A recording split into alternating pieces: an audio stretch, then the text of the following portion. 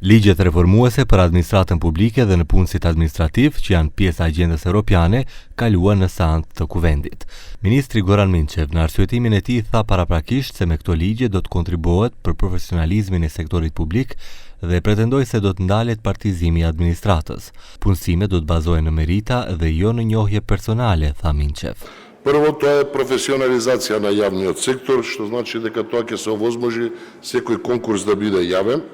Институциите ќе бидат обврзани на целосна транспарентност, селекцијата ќе се врши низ три јасни поверливи фази: административна проверка, тестирање и интервју со утврдени кандидати и критериуми, борба против партизацијата кој е еден од главните фундаменти, со јасни ограничувања на дискреционите овластувања со строги правила, го прекинуваме prostorot za partijski i neformalni vërbotuanja во јавниот сектор. Opozitarja LSDM me kritika thonë se ligjet janë konfuze dhe se nuk do ta përmirësojnë gjendjen e punësuarve në sektorin publik, por në vend se ta ndalin partizimin, krijojnë hapësirë për përkeqësim të mëtejshëm. Самиот предлог закон е конфузен, нејасен, контрадикторен и во поголемиот дел со ништо не ги оправдува целите поради кои што е изготвен.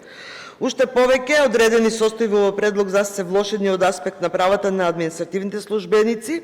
Самиот закон има многу недоречености што ќе отвара можности за коруптивен ризик и партизација наспроти компетентност и мерит систем.